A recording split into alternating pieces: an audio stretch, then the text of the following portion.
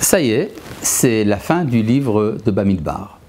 Nous sommes à la sortie du désert et il y a une récapitulation des voyages et différentes stations des enfants d'Israël dans le désert, dans la paracha de Mas'eh. Mas'eh qui veut dire les voyages. Et pour sortir du désert, il faut être capable de récapituler. Et la Torah va nous donner une liste de 42 stations des enfants d'Israël depuis l'Égypte jusqu'au bord du Jourdain. Alors, qu'est-ce que c'est que ces 42 lieux? Alors, Maïmonide nous dit que c'est pour renforcer la fiabilité du récit biblique. En effet, si on raconte que les enfants d'Israël ont traversé le désert, mais que dans le désert il n'y a rien, on leur dira « mais où est le trajet? Par où êtes-vous passé ?» Ben voilà, nous avons ici une liste des 42 endroits où nous sommes passés. Alors on peut trouver effectivement dans cette liste des 42 stations beaucoup d'allusions à la marche de l'histoire en général. Ceux qui aiment les paraboles et les métaphores peuvent trouver dans la liste des noms énormément de matière à réflexion, mais nous n'allons pas le faire. Nous allons simplement nous arrêter sur le chiffre de 42. En effet, 42 stations, ce n'est pas peu dire. Et c'est quoi exactement 42 ? 42, pour ceux qui connaissent bien l'algèbre, c'est 6 multiplié par 7. Alors vous allez me dire, oui d'accord, mais on aurait pu diviser ça autrement, mais peu importe. Le chiffre 7 représente, de manière générale, dans la tradition d'Israël, le chiffre de la sainteté. Le 7e jour, le Shabbat, et les 7 jours de fête, la 7e année qui est sanctifiée, etc. Donc le chiffre 7, traditionnellement, représente la sainteté, mais que représente le chiffre 6 ? Eh bien, le chiffre 6 représente le temps, c'est-à-dire le nombre de jours qui est nécessaire pour passer du commencement de la semaine à la fin de la semaine. Donc quand on est dans le chiffre 6 traditionnellement, cela veut dire que l'on est en route. Et donc le chiffre 6 correspond tout à fait à l'expérience des enfants d'Israël qui traversent le désert pendant les 40 années de l'exil. Et il y a un passage, quand on sort de l'exil, on passe du temps à l'espace, en fait de l'histoire à la géographie. C'est-à-dire on passe du moment de la sainteté du temps à la sainteté de l'espace. Comment cela va-t-il se traduire ? Eh bien, c'est très simple, par la sanctification de 49 villes en Eretz Israël. Non pas 42, mais 49. Mais attention, comment ça se fait ?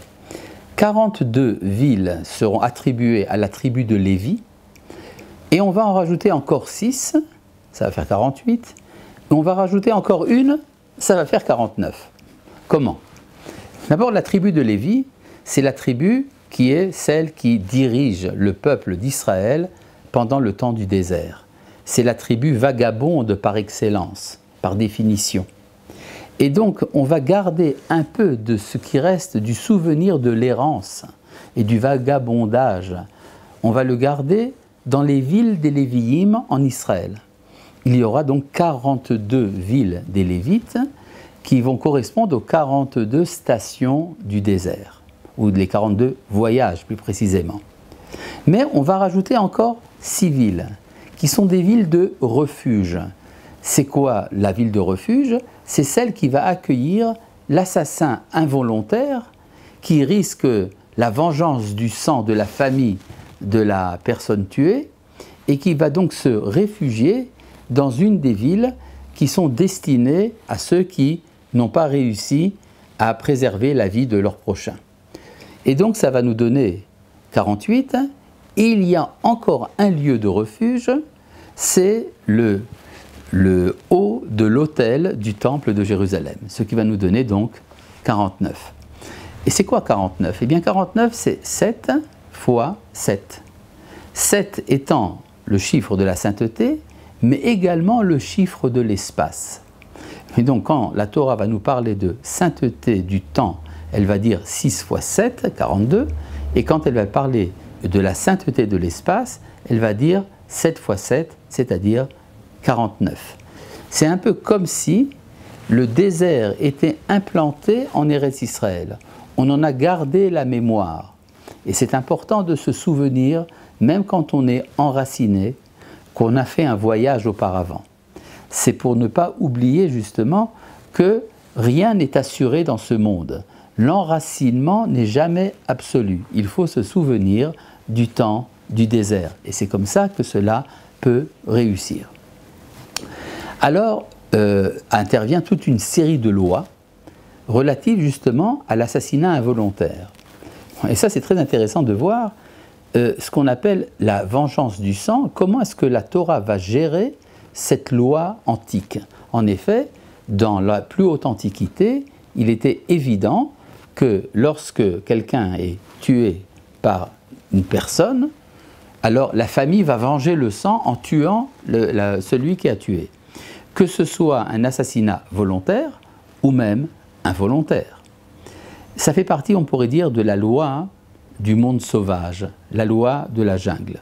Or, ce que la Torah a institué, c'est qu'elle a dépossédé l'individu de son droit à la vengeance personnelle et elle a transmis la sanction au tribunal.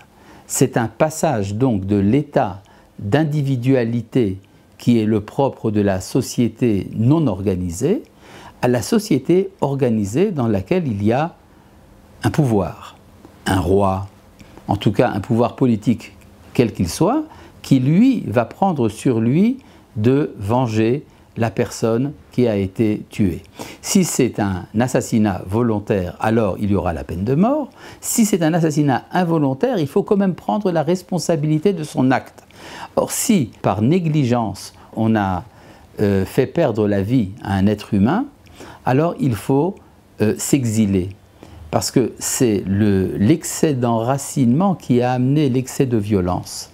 Et donc c'est quand on s'exile dans une ville de refuge que l'on peut rétablir son identité humaine.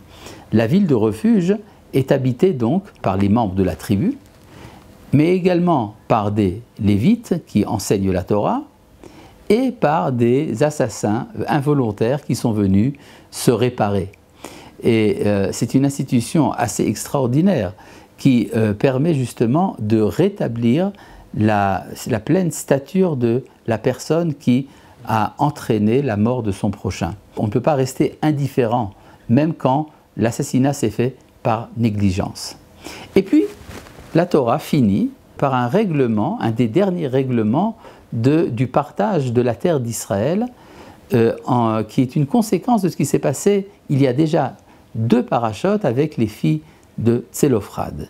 Les filles de Tsélophrad ont exigé de recevoir l'héritage de leur père en Eretz Israël, alors que d'habitude, l'héritage ne se transmet que par les hommes et pas par les femmes, mais comme Tsélophrad n'avait que des filles, alors c'est elles qui vont hériter de son territoire en Eretz Israël.